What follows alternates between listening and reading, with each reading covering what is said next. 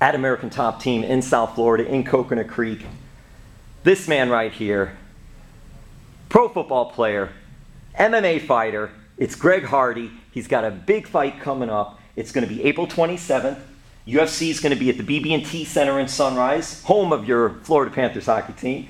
And he's got a big fight there. Greg, you're coming from football to MMA. What is the transition like? And what's it going to be like for you to have another fight and you're going to be fighting, I should say, right here in Sunrise, Florida? The transition has been fun. It's been hard. Hard work is hard work, though, I always like to say, man. And I'm finding out it's a great sport to be in. And every chance that I get in the octagon, man, is a pleasure and a blessing, man, because it's a phenomenal feeling. How do you feel about this event being so close to American Top Team here in Coconut Creek in South Florida? You don't have to travel too far to go to the BB&T Center in Sunrise, and it's going to be a big event. So what's it like for you to be on this event? I was super excited when I got the news. This has kind of been my home. I've been living in the gym for 2 years. Finally to get an opportunity to just be at home, get everybody together, get my coaches together, and have everybody right here where I need them instead of just going through the whole dog and pony show of traveling, interviews, and just the whole hocus pocus. So it feels great. When you started this journey, this part of your life, going from football and into MMA, what has it been like training for football compared to training in MMA? There's a lot of attention to detail over here. It's just one individual, so all eyes are on you at all times. Every mistake you make is going to be highlighted. Every win you're going to have is going to be highlighted. So you have to earn everything, and there are no off plays, there are no timeouts, and there are no teammates. So it's a whole nother level. A football game, you have plays, and then there's breaks in between, and the offense comes on, the defense comes on, special teams, etc. But in this, it's 3 rounds, 4 rounds, 5 rounds, and it's like 5 minutes each one. Was that part of the toughest part of getting used to that and the conditioning of the sport? That's still one of the things that I'm getting used to. Just went into the second round, I think 2 minutes or 1 minute into the second round. That was a whole new feeling, and these are feelings you can't really train for. It's like the first time I played a full football game. It's just, unless you're in there and it's happened to you, you're not gonna understand what it's like. So that's kind of what I'm going through right now in these matches. And like I said, I'm having fun. It's an experience, but I feel like I'm coming into my own. Are you learning to train? Is that part of the whole learning process? Not just learning to fight, but learning to train for that fight, and how important is that part of it? It's very important, because these are new muscles that I'm using. These are muscles that I haven't used ever in my entire life. Wrestling, jiu-jitsu, and certain other aspects of the game. So just figuring out how to do it intelligently, and how to survive with having no prior experiences, something I've had to adapt to very quickly. How different is it when you're playing a football game and it's week after week after week with maybe one break, but it's a game every week for that season? And here it's a fight, and then you might not have a fight for 2, 3, 4 months before fighting again. Yeah. What challenges, if any, does that pose?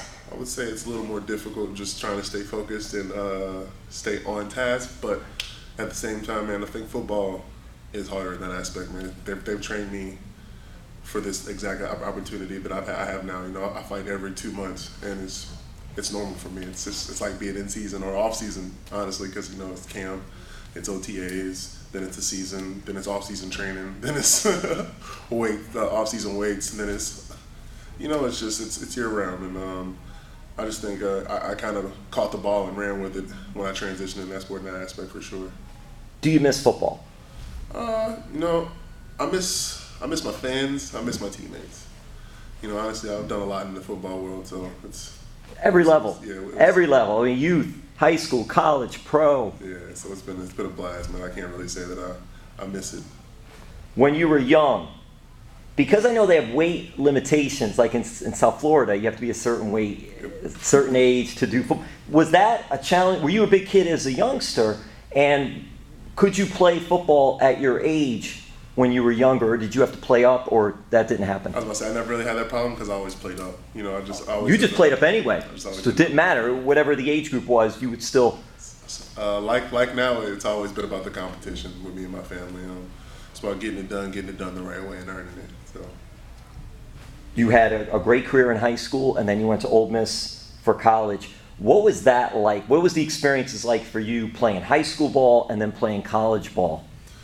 It's unreal, man. I got to be a part of a legendary experience, not even knowing it, just from the age, since I think the age of 14, 13 years old, man. Just my first school was Harding Academy, and I got to play against my friend Michael Oher. And then I transferred to his school and got to play at the blind side with him.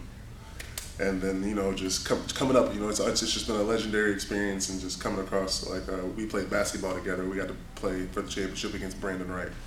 He's in the NBA right now, so it's been a whirlwind.